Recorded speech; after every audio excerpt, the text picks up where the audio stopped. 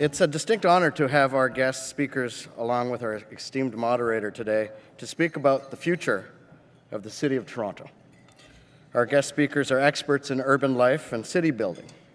Christopher Hume is the architecture critic and urban issues columnist of the Toronto Star.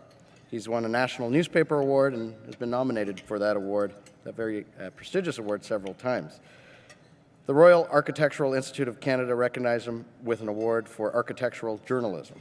He appears frequently on radio and television as a commentator on urban life. Ken Greenberg is an architect, urban designer, teacher, writer, and former director of the urban design and architecture for the City of Toronto. And he's a principal of Greenberg Consultants. He's the recipient of the 2010 American Institute of Architects Thomas Jefferson Award for Public Design Excellence. Mr. Patrick Luciani is currently Senior Fellow at the Global Cities Program at the Monk Centre for International Studies at the University of Toronto. He is also co-founder of the popular Salon Speaker Series at Grano and is co-director of the Monk Debates. And Mr. Paul Bedford is a member and fellow of the Canadian Institute of Planners with over 45 years of experience in urban planning. Paul was Toronto's chief planner for 8 years and served 8 mayors over his 31-year career at the City of Toronto. Since his retirement in 2004, he has been appointed an adjunct professor of urban and regional planning at the Universities of Toronto and Ryerson University. Today's lunch will allow us to dream about the future and discuss the challenges that our city faces. Toronto is one of the great cities of this planet. It is our home and the home to many new Canadians who have not yet arrived, and to new generations that will inherit it. So how we deal with our urban issues really matters. International events, gridlock, neighborhoods, transit, urban sprawl, and architectural excellence. These are all some of the topics that today our experts will gaze into their crystal balls to tell us what is in store for the great city of Toronto. Ladies and gentlemen, your guests. Please come on up.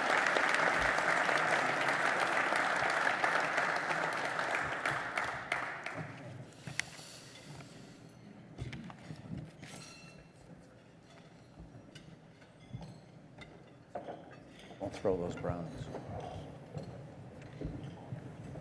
I'm going to sit here. Where would you like this?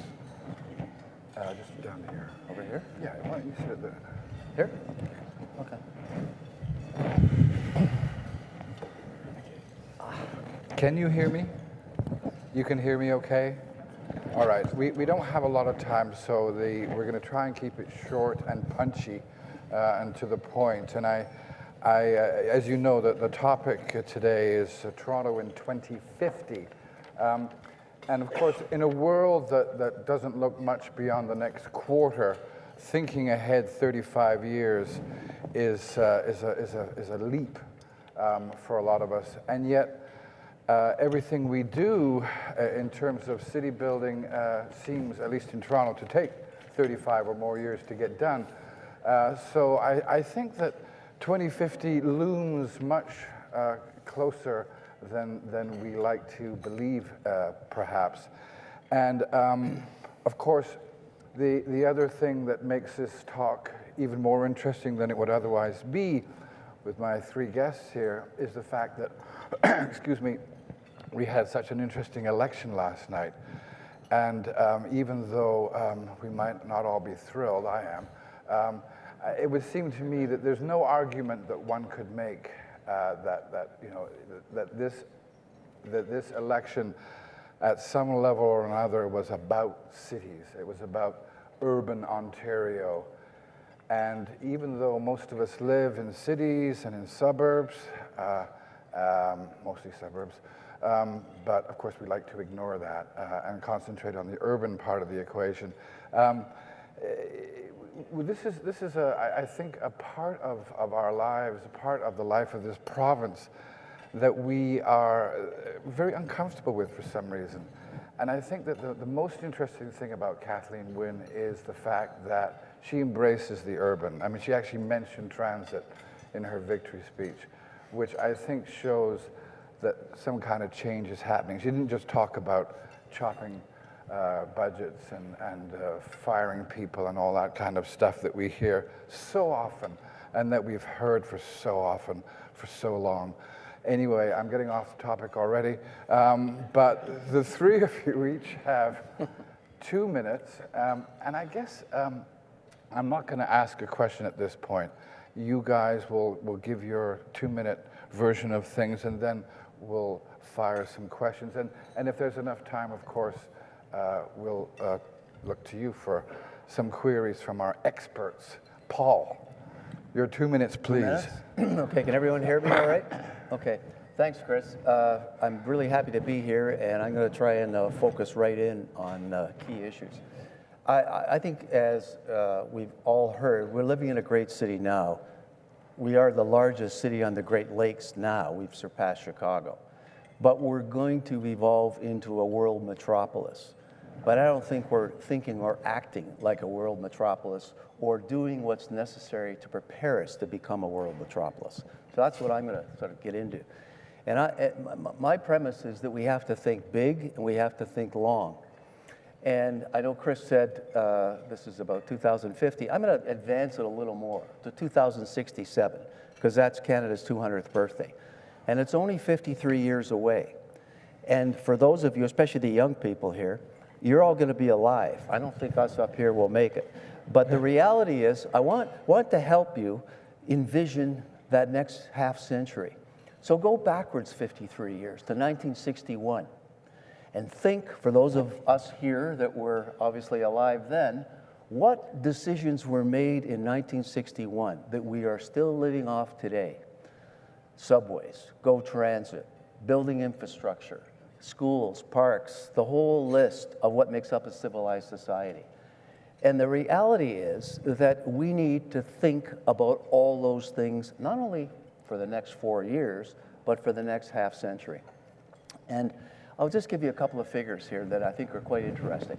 Many of you know about the Places to Grow growth plan that the province of Ontario has adopted in 2006. Well, if you fast forward the population and employment projections to 2067, which is my benchmark, the GGH, or Greater Golden Horseshoe, is going to have a population somewhere around 16 to 17 million. Well, that's about the same size as Greater New York City today. So just to get your head into what this place will be like in the future, that's the scale and the magnitude. Think of the kinds of infrastructure investment decisions that are needed to make a metropolis or a region, a city region of that size work. And if we continue the way we are now, we're not going to get there. So my theme really is about choices and consequences. And I want people here, when we get into the discussion, to think about the choices that are made now, of us in this room, of the younger people, over the next several decades, and to connect those choices to the consequences. And if we have our head in the sand and make short-term decisions, I think we're going to pay huge price and huge consequences in the future. So that's one key thing. One other area that I wanted just to touch on, and I'll wrap up my piece, is think about 2 cities in the world that have gone through a huge transformation. Tokyo, 35 million people in Greater Tokyo. I don't know if anybody here has been there, but mind-boggling. But it works, and it works because of the right investment decisions in a whole variety of things that make up that civilized society. Then look at Detroit down the 401 here. Lost 1 million people in the last 30 years. And if you've ever been there, you know they're paying a massive price for not investing in the public realm and their public infrastructure. So the last thing I'll say is that, and last night I think is very timely, is that in my experience in the city and in planning, people generally act to emotion first, reason second. And if you try, I found at tons of public meetings to just only talk about the reason. It helps, but you also have to connect the passion and the inspiration, and you got to put out a vision that is inspiring enough so that people want that vision, they crave it. And then the facts come, and then there's choices that are made. So I think that's what's before us now, and that's what's before us in the next half century. And I'll end by saying my key question is, what are you doing to fix the city? What is your organization doing to fix the city? What are you doing? Are you thinking about your kids and your grandchildren that are going to be here in terms of transportation, employment, education, housing, environment, on and on? And I'll elaborate on that in the questions.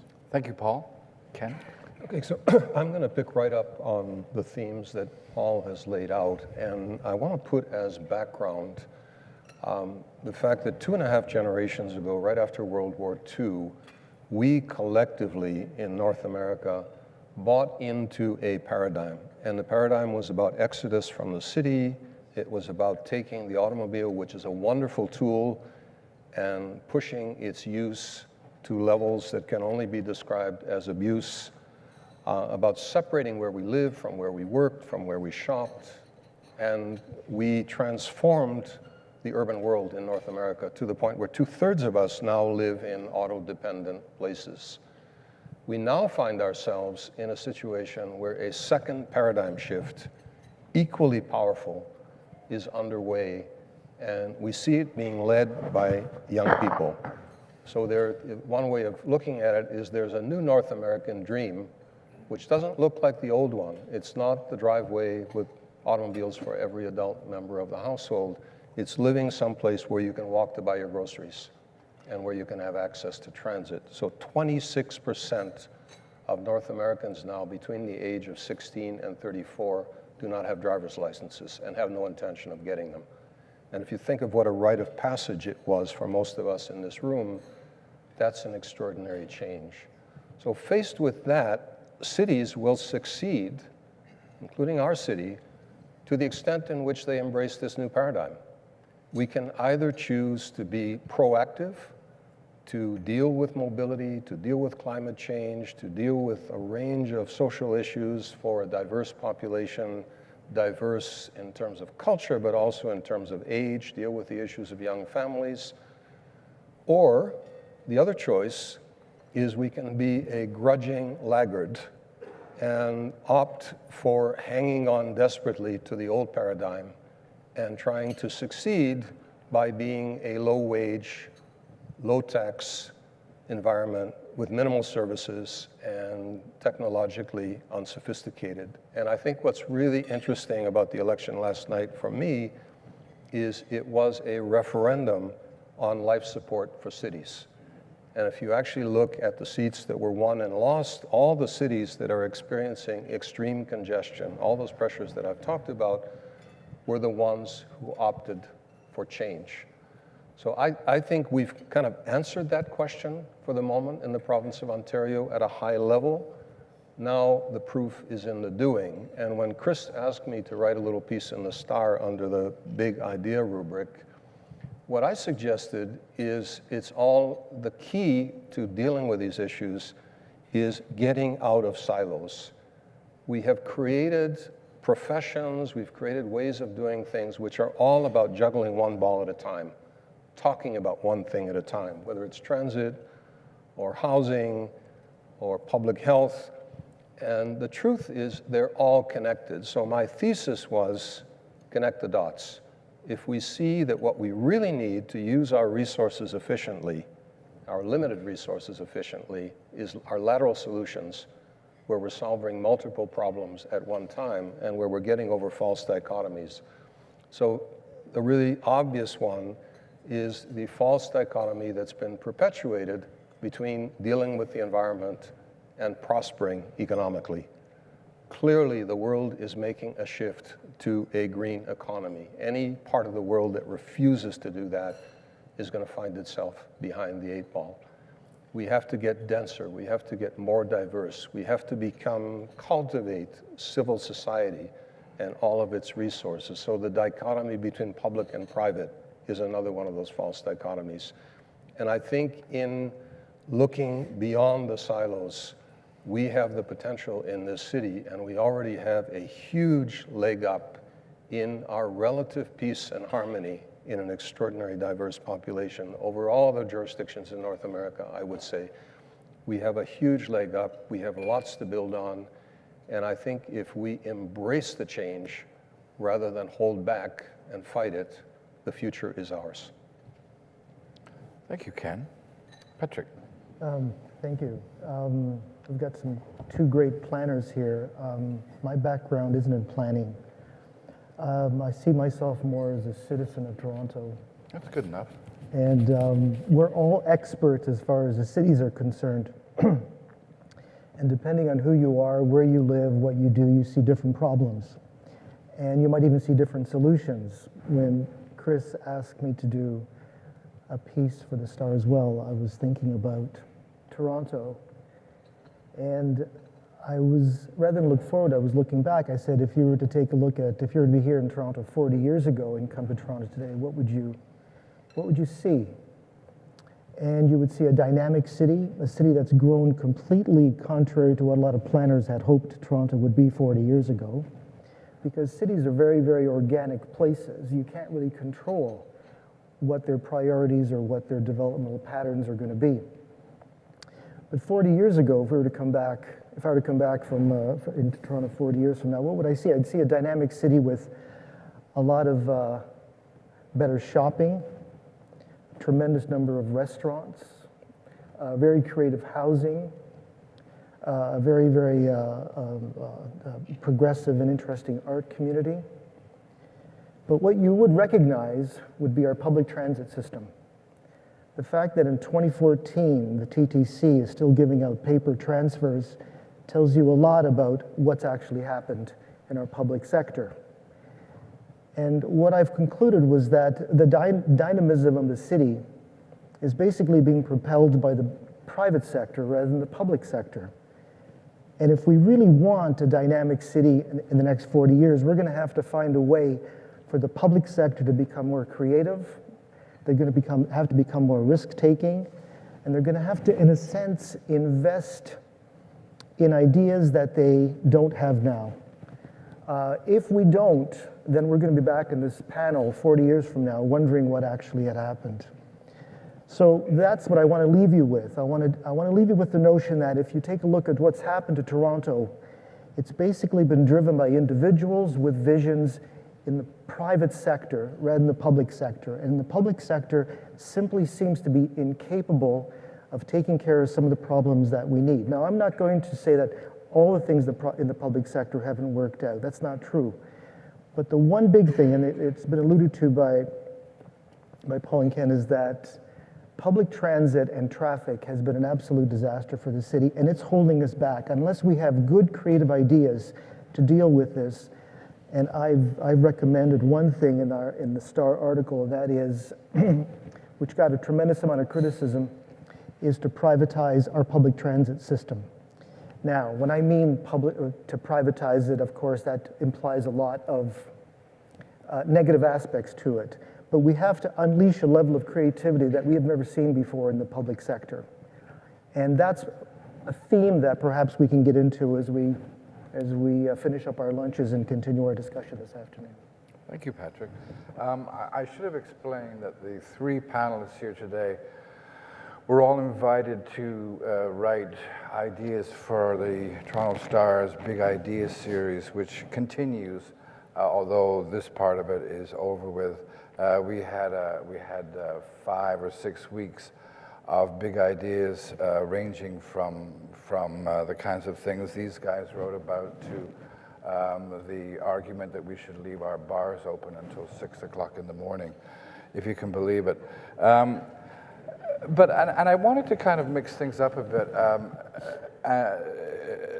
and talk about things other than booze. But I think Patrick gets at something that we can't ignore, and I think that it's about planning and somehow our failure as a city to harness the energy of the private sector. We have a planning department that seems to me, and I guess I'm talking to you, Paul, that seems to be at odds with the manifest destiny of Toronto.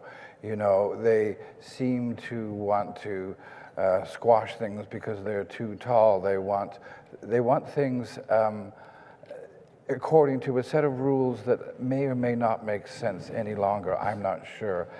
Is it just my imagination? Is it just our planning department? Is it the same everywhere? How can we take better advantage of this enormous energy that's changing this city? Yes, and then we'll go to you, Ken. Well, I would say the answer is mixed. I think the planning department, of course you'd expect me to say this because I'm somewhat biased, is doing a lot of good things, and especially under the leadership of Jennifer Keesmaat, the new chief planner. And they're struggling with enormous, unprecedented growth. I think you all know there's 150 plus cranes in the air in the city, #1 in North America, to keep up with that.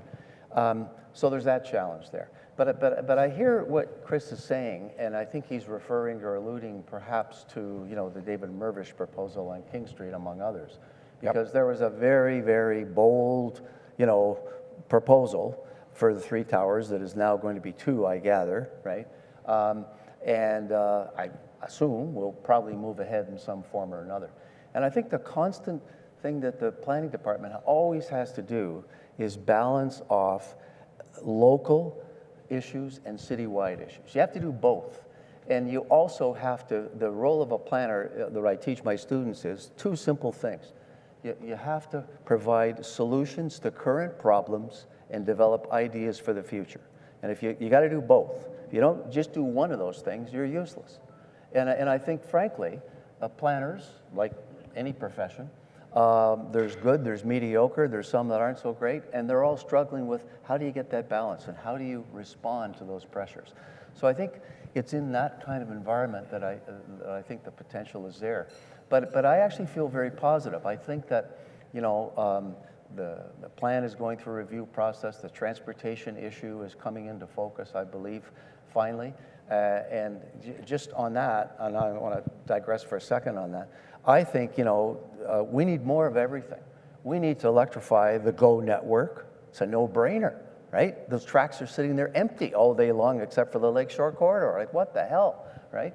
So, you know, you want to electrify and have 15-minute service throughout that whole network. That's critical. You do need more subways in the right places, but you don't build subways where they cost a fortune and there's no riders on them because you got to tie it to land use.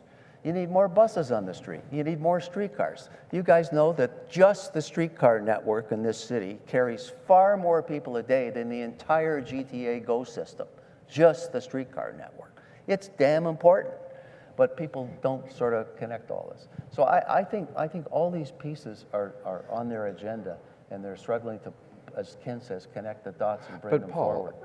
I mean, just to get back to what Ken was saying, that there's a post-war planning paradigm which puts shopping here, residential here, and all neat and tidy.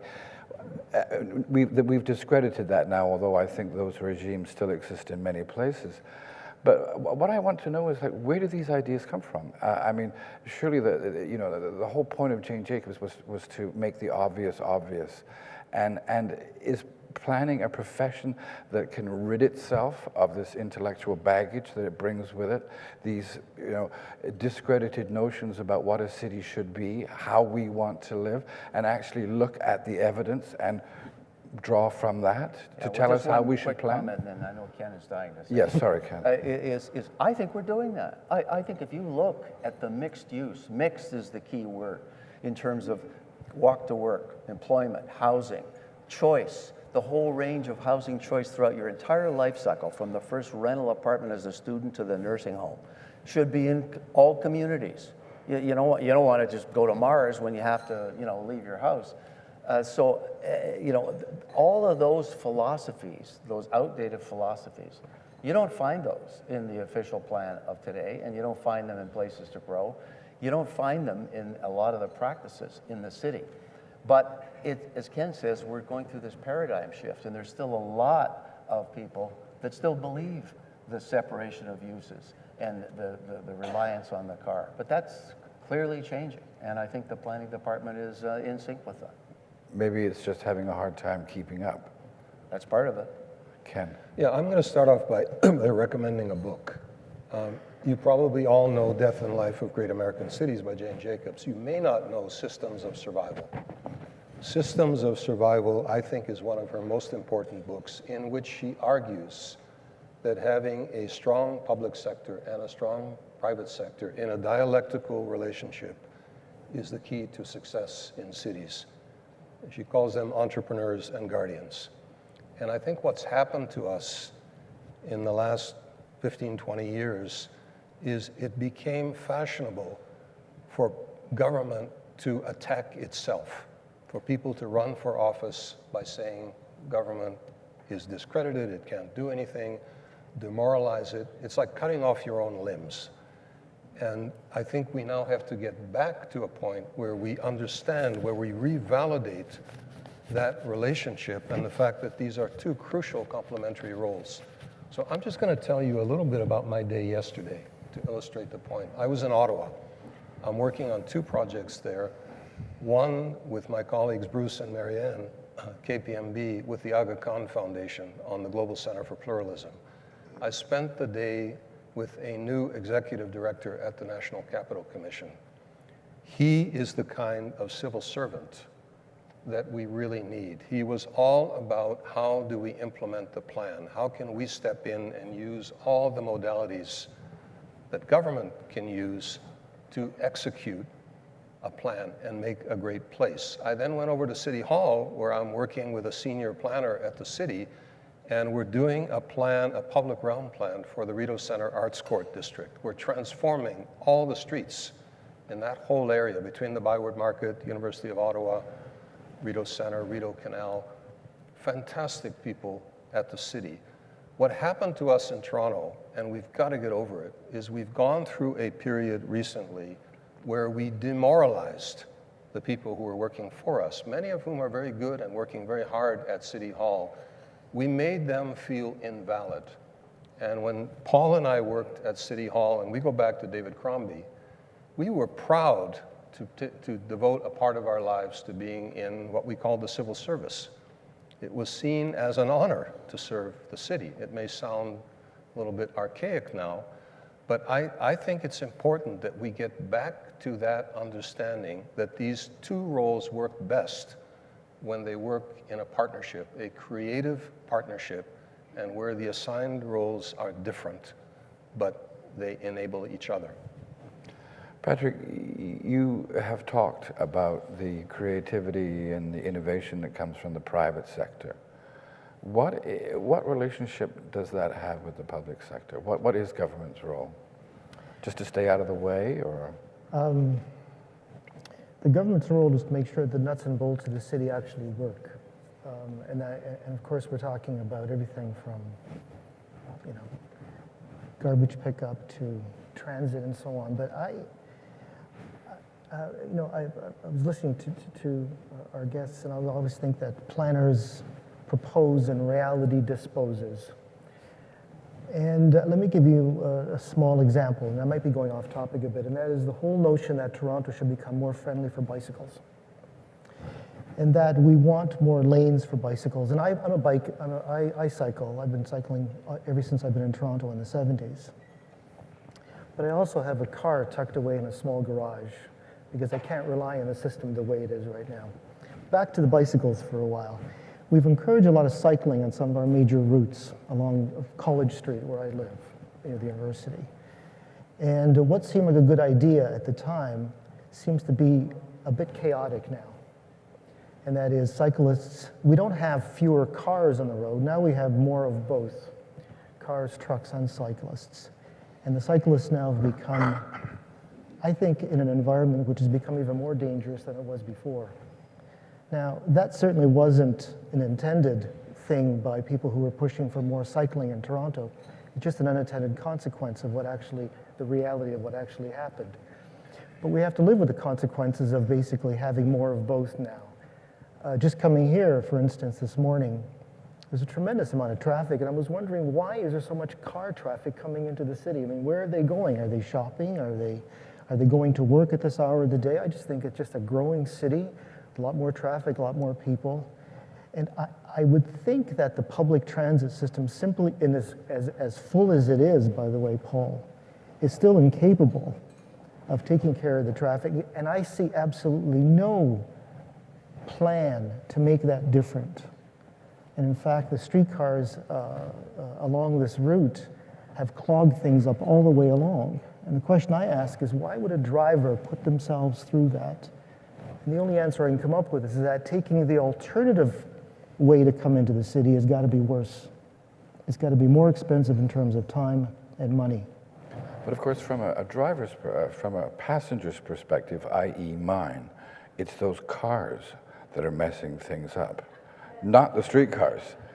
You know, there's a famous picture, I think Paul has it in one of his presentations, is 50 cars on a road, and then 50 people standing, and then in a streetcar, all with the same number of people having completely different effects on the city. And Paul, I just want to get back to something you were talking about, you know, how we have created these silos. And we talk about transit, but perhaps transit's not the issue, perhaps mobility is the issue, and that there's a larger package of tools, or whatever you want to call them, techniques, transit, walking, driving, bicycling, crawling along the street, you know, whatever. But we see transit and, you know, all of these things as separate functions. I don't think much about coordinating them. How do we get out of that mentality? Yeah, no, mobility is absolutely it, because, you know, people move every day somehow. You know, my wife's in a wheelchair. She moves in a wheelchair, right? You know, we need to look at that whole spectrum. And just to pick up on Patrick's comment, I mean, cars are not going to go away. I know that people that think, oh, well, you know, we can eliminate cars and all problems will be solved. There'll always be cars, whether they're electric or hydrogen powered or what have you. But where we've fallen down, I believe, is for the last 30 years, we have not at all kept up with the kind of investment we need in the transit infrastructure. And that relates to the GO question, the TTC question, you know, all of these things, and other forms of mobility. And so, you know, we are now in the situation, I was on the Metrolinx board, some of you know, for a couple of terms. And we're in the situation now where we're trying to catch up for not doing an awful lot in the last 30 years, and looking ahead for the next 30 or 50, when we're gonna have 16 million people in this region. And anybody here who's been to New York City knows cities of that size and those regions, they don't work unless you have phenomenal transportation systems. So that's the challenge that we have now. And what kills me is that there are solutions to this, but it's not free, you know, and people have to connect the dots, as Ken said, in terms of nothing is free. When I took you earlier back to 1961, the provincial government either borrowed money or whatever to build the subways and the GO networks, and there was different funding formulas and all the rest of it. But somebody paid, right? And it was us collectively, right?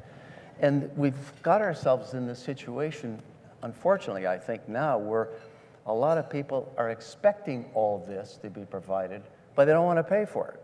Well, hello, right? If you buy a house, you're generally expected to pay for it, right? So this disconnect is a real problem.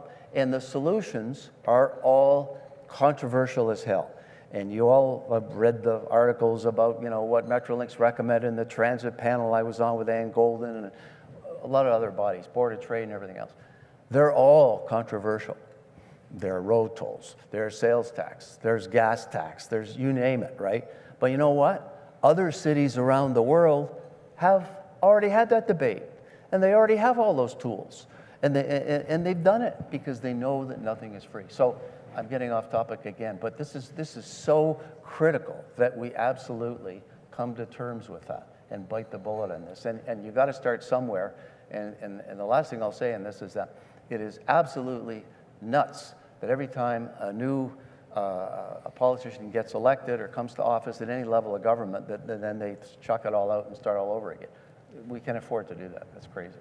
Yeah, I want to pick up a few threads in the conversation. One is beyond nuts and bolts. And I'll just use an example. When Mike Bloomberg was mayor in New York, he had two superb people working in City Hall. Amanda Burton was the chief planner, and Janet Sadiq-Khan was the commissioner of transportation. Simple example, Broadway from 23rd Street up to Columbus Circle was a public initiative which has transformed New York in a way that everyone would think is exceptional. And along with that, to segue into another issue, New York has added huge amounts of proper bike lanes, separated bike lanes, safe ones with curbs, not only in Manhattan, but throughout the boroughs, while we've done virtually nothing. We have this one little bike lane on Sherbourne Street that has a half-hearted curb. It's not really a curb because the taxis and the cars roll up over it and block the lane. And the point is, there is no big city in the world which is of the size that we are becoming, where people rely on the automobile as a primary means of transit. None. And we have passed the point. There will be cars, there will be people who need to use cars, but we've long past the point when we can keep thinking about that as the most important thing to deal with. What's fascinating is Tokyo, which was mentioned, where my son lives, which has almost as many people in a city as the entire population of Canada. It's really easy to drive. Why is it easy to drive? Because hardly anybody does. And that's true, we all have friends in New York. Who has a car in New York except to go out to the Hamptons on, the odd time on the weekend? That's the paradigm shift, and we have to aggressively make that move to enable us, because as the Board of Trade keeps pointing out, in 2001, there was a $6 billion drag on the local economy because of congestion. Now, what's fascinating is it's not only Toronto, but every municipality in the 905, Markham with its downtown center, Richmond Hill with its downtown center, the Metropolitan Center in Vaughan, Mississauga, Burlington, Oakville, they're all creating places which are mixed in the way Paul was describing, and where people can walk to things. And you may or may not know that in downtown Toronto now, 46% of the people who live in downtown Toronto walk to work. That's not bicycle, that's not transit, that's just walking. Therein lies the answer. Patrick? What was the applause for, by the way? What was that? The walkers. The walkers. Toronto, I'm a big believer in markets. I think that people who use the roads, drive on the roads, have to pay the proper price to do so. We have the capacity technologically to almost toll every single road in Metro Toronto, inside the city and outside the city. We can do that. Every car basically would have a transponder, and that would be the end of it. We basically say, you want to drive along Queen Street this hour of the day, then we're going to charge you so much for it. That would clean up the traffic immediately. We could also, in a sense, use innovative technology, if only our municipal politicians would allow it, to fix our traffic lights system so that they'd be sensitive to traffic flow, rather than simply be mechanical devices that stop traffic for 50, 60, 70 seconds, whatever it is. This technology exists out there. The question is, why don't we have it? Why don't we use it? Why don't we invest in it and take some chances and take some risks? If you go up and down the street, if you live in the city, you see buses lumbering up and down streets with no passengers. Big buses. We could have much smaller buses doing that. We could actually invite the private sector to run those particular routes for us. We were talking about how we can actually, when I talked about innovation in the private sector versus the public sector, there's only one idea out there right now that basically is moving people around a bit better than it was just a year ago, and that is Uber taxi. Now you can use your cell phone to call a cab. This idea of calling a cab now with your cell phone is revolutionizing how people are moving around now in big cities around the world. And why? Because the public sector has protected an archaic taxi industry. Taxis can go places subways and buses can't go. Why isn't that technology encouraged? Because the cities and the municipalities and governments are too much invested in protecting the current structure the way it is. That is, jobs, increasing, let's say, income for cab drivers and so on. That shouldn't be their priority. Their priority should be to move people around quickly, efficiently, as cheaply as possible, and to bring ideas into the city that would encourage more investment rather than discourage it. I had a couple of other thoughts, but I'll think of them as we go along. Chris. Paul. Yeah, so many things we haven't even touched on, and we've been tending to talk about transit for obvious reasons and mobility. But I also want to talk about, we're talking about the city of the future. And we have, as I think a lot of you know, this urban-suburban discussion and the rich and poor discussion. And this is a serious thing. There's over 100,000 people on the waiting list now for Toronto community housing. It's just growing, growing, growing. And the city manager at a recent function I was at said that, you know, we're getting to the point where it's not just a crisis. We're going to have to, if no new funding source comes forward, to renovate the housing we've got and to provide for this critical need, to actually evict people from the existing housing, close the units because they're uninhabitable. I mean, this is the Detroit scenario. And this is nuts, right? And, you know, he advocated that, you know, 1% sales tax or a 1% income tax or whatever, instantly the money's there to do so much of these things, the housing, the transit, et cetera, et cetera. And, you know, many of you may or may not know, so many US cities have a municipal sales tax, have a municipal income tax. This is not a new idea. This has been around for decades, right? But we don't want to have this kind of discussion. So my point of not only just this transit, but housing and public realm and all these other things is, you know, we do need a new revenue source for this, but we also can do other things that Ken was involved in and I was involved in when we joined the city.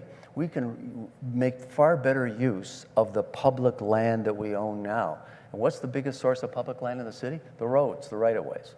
And most of you perhaps know Berksey Park, near the Gooderham Wirtz Flatiron building, that lovely little park behind. Well, Ken and I remember when that was an asphalt parking lot owned by the city. And there was a political decision back then by David Crombie and the council to rip up the asphalt to create that as a park. And 35, 40 years later, it is what it is. St. George Street between Bloor and College is another example where the right-of-way existed, was a 4-lane road. It was narrowed to 2 lanes, proper bicycle lanes put in, and the sidewalks and the trees widened. There's so many examples of doing that. And one of the things Jane Jacobs always taught me, and I know Ken, is an expression I used when I was at the city. See, feel, touch. For people to get it, right, they've got to see some examples. They got to feel it in their heart, the emotion part, or their gut. And they got to touch it, because then you can say, I get it, right? This works. And one last piece on this, and I got to, because it all fits together about connecting the dots, is one of my passions is main streets, the avenues, mixed use on the main streets, you know, Young, College, so-and-so. Generally mid-rise, 5, 6 stories, 7 stories. Chris wrote articles about this in terms of 2 examples that communities experienced on Lower Ossington and the Licks Hamburger Place in the Beaches in Queen Street. And people went nuts. They opposed 6 stories, end of the world, death, everything, fought it to the bitter end, lost, OMB approved. You know what happened? Vast majority of people who live in the neighborhood that opposed it bought a unit, and they moved in. Because of, gee, see, feel, touch. I didn't know it would be like this. I can stay in the same neighborhood, sell my house and have $500,000 in the bank and still have all the network that I had before. So there's all these things that are important, and you have to, I always think you have to connect big picture choices that are very difficult for people to grab onto to daily life experience. And you got to connect that, and that's the connecting the dots. Now, before we go any further, are we out of time? Should we? Do we have some questions from the audience? We have about 10 minutes left. If anybody over here. Hang on a sec. Sure. So I think there's some interesting themes developing here, one of which is, you know, how do we get innovation in? I would tend not to agree with Patrick and think we actually need some innovation somehow in our public service. But consider this one example. We have a downtown relief line, which is supposed to be the savior of everything. And they say they're going to do it, and everyone's behind it, and it's scheduled to open in 17 years. So this is a third of the way through your 53 years. This is in 17 years, and 8 of that is going to be taken up with planning it. And another 9 of it is going to be taken up with building it. And John Tory comes along and says, well, why don't we use the right-of-ways we already have? Like, we need somehow, I know that there's a lot of people who get very scared because the politicians beat down on the public service, but how do we get this innovation? How do we get this to change? Because 17 years is not acceptable. Yeah. Why doesn't Ken answer? Yeah, that triggers a few things for me. Is one, the political discussion of one line at a time in a vast city region is nuts. We have to be talking about all technologies, everything from innovative use of taxi cabs to buses, to bus rapid transit, to light rail, to subways, to commuter rail, all together as networks. We have to be talking about issues like fare integration, where we're lagging so badly behind. We have to talk about issues like tolling. All these things together form a network, and they can generate revenues that can be applied to improving parts of the system.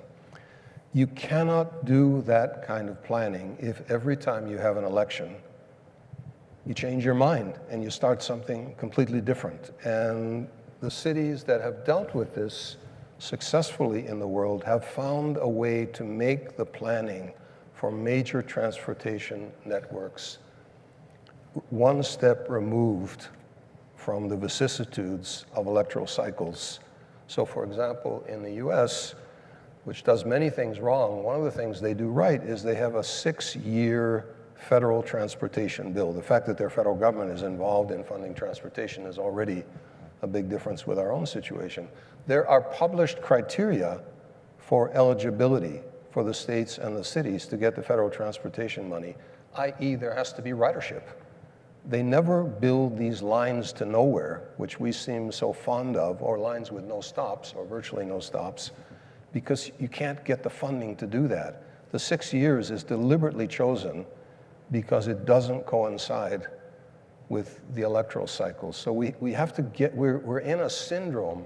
The amount of money that has been wasted in canceled contracts, in plans that have been drawn up and then abandoned, in vehicles that have been purchased and then not used in recent decades in Toronto is Holes just... that are being filled in that kind Holes being filled, it's untenable. It's, You know, Ken, I wonder if beyond there isn't some kind of subtext to this whole thing. I mean, whether it's planning or whether it's transit or whatever it may be, there seems to be some kind of subtext, some kind of underlying cause that manifests itself in these various different ways, and that perhaps those issues themselves are not the problem per se, but there's something about this city that makes it impossible for us to actually make a decision, stick to it, ante up, and see it through.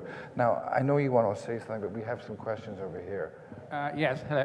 I'm glad you just mentioned that, because that was exactly the question I had, which is if you look at all the issues and all the things we've heard this afternoon, you have to wonder, don't you, if that decision to create a corporate city governance structure consisting of 40 councillors and a mayor with an equal vote, and looking at the way things can't get done and all the issues that surround that kind of a structure, where instead of thinking of the city as a whole, you think of your neighborhood or your ward. If you look at Vancouver, they have a very different system. Why don't we get rid of the structure? It was a mistake. And can we find a new way of organizing the way the city government works? Well, I'm a big fan of Jane Jacobs, but I think sometimes Toronto needs more Robert Moses than Jane Jacobs. We need somebody who basically has where the province and the city can give a power to a planner to do things and execute them. This is a political problem, though. It isn't one of... It's a policy problem. Our governments are simply maybe just too weak to execute a lot of these things. We may have too many stakeholders involved in the decision-making process. And the reason I actually recommended the privatization of the TTC was to basically do two things. Get the TTC out of the hands of the politicians and basically bring in a lot more capital, because the provinces and the municipalities don't have the money to really do a great job. Toronto, here's a crazy idea. Toronto is one of the world's great cities where I imagine people would want to invest in Toronto from around the world. We could probably get hundreds of billions of dollars for a private investment project for our TTC in terms of building hundreds more subway stations and transit. They would invest in it. How would we pay for it? Well, we could sell air rights at subway stations right across the city in terms of investors getting a return on their capital. This has never been floated as far as I'm concerned. The time to do it is now because international capital is so inexpensive. That's how you unleash money coming into the city. If you keep begging the provincial government for more money for transit, it's not going to come. The feds have no interest, and you're never going to get that 1 or 2% as far as our taxes are concerned in terms of the GST. It's just not going to happen. And if it does, it's simply going to be diluted. Well, you know, foreign money already owns, what, half the condos in Toronto. It already owns the, what is it, the 407. I mean, I think Patrick raises a good point, but we're going to get another question from over here. Oh, wait a minute. He asked about that. Sorry. Hi. This question builds on the other two, in that it has to do with the system of governance and the way that ideas are put forward. There are two basic ways that governance can happen. There's the whole top-down model, and then there's the bottom-up model, where there's a lot of citizen participation. You mentioned the systems of survival. Jane Jacobs, where they talked about entrepreneurs and guardians. And in terms of entrepreneurs, I'm with a startup company, CityZine, and we're looking at a platform that would allow citizens themselves to put forward their suggestions and for there to be a lot more real-time feedback happening rather than, as they spoke of earlier, the whole system with the 40 councillors and representation like that. The technology exists nowadays that everybody can have a voice, and we don't necessarily have to go through a human means to get to the top. I'm wondering if you can talk for a moment about matching the two different systems, because they're both necessary, the top-down governance and the bottom-up. See how those could be reconciled or matched.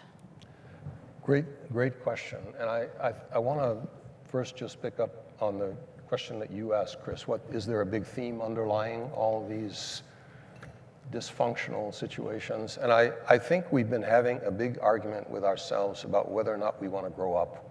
That's basically it. We're a big, gangling adolescent. We've outgrown our clothes, and we don't know whether we want to be an adult or remain this kind of irresponsible teenager. I have a feeling we don't want to be an adult. You know, having said that, I think the point you're raising is really interesting in a couple of ways. One of them, there's a wonderful concept called subsidiarity, which holds that you make decisions at the lowest competent level which those decisions can be made. And you only elevate things when it's necessary to look at a bigger picture.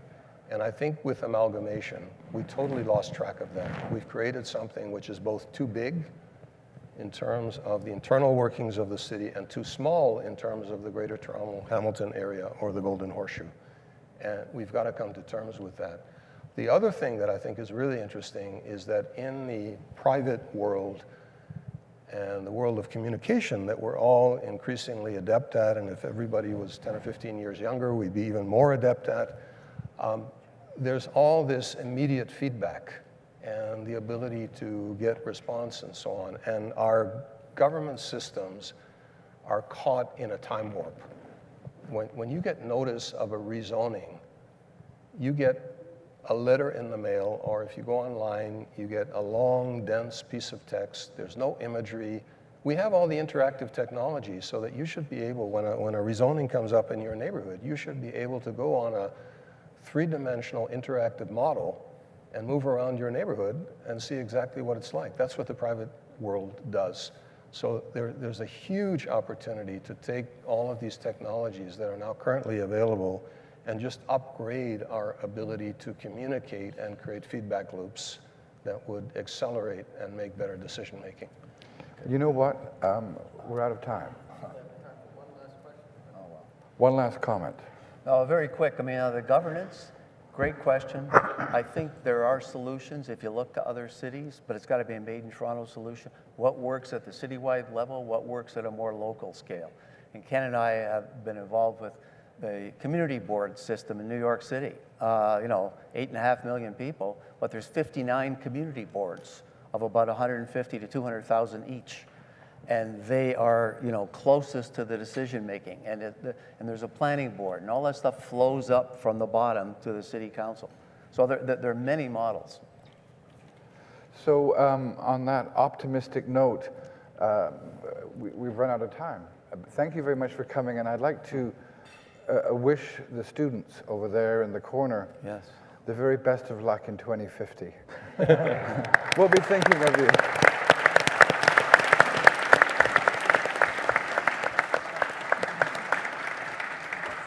Thank you. I'd like to call upon Mr. Jim Kershaw to say the appreciation on behalf of the club.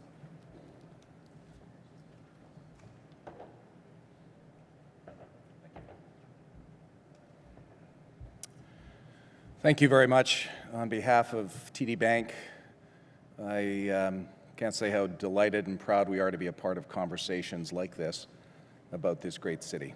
And Christopher, for your innovative thinking in terms of encouraging the big ideas conversations and for bringing together this panel to appear before us and to cause us to pause and think about what we can be.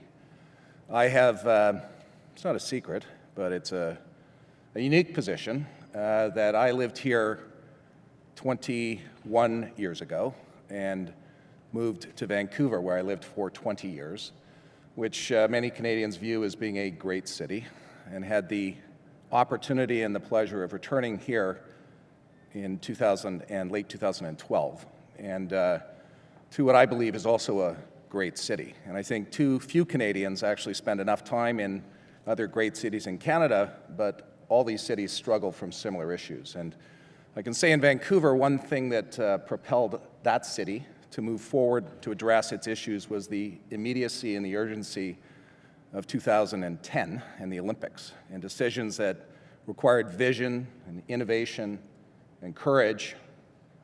Sometimes they didn't ask for permission, and they went forward with them because they were the right thing to do, and they were not popular, but they were the right thing to do. Now, that city struggles with transportation and infrastructure issues very much like this one, but I think in our case, and you look back to great cities around the world, and what did it take at that time when they didn't have the money, and they necessarily didn't have all the resources, but someone had the vision and the courage to make the decisions that now, in many of these cities, you look back and say, and someone 100 years ago thought about doing this. And what would this city be like had that not been done? And I love the fact that we look forward 50 years and imagine what the demands that are going to be placed on the infrastructure of this city are going to be like. And it's going to be interesting to see who steps forward among our leadership potential in this city in the next few months with a vision that will take courage and is going to be all about innovation, and hopefully will be the one that can help us move forward to meet the challenges, but also the incredible opportunities that we have in this great city. So thank you. Delighted to be a part of it.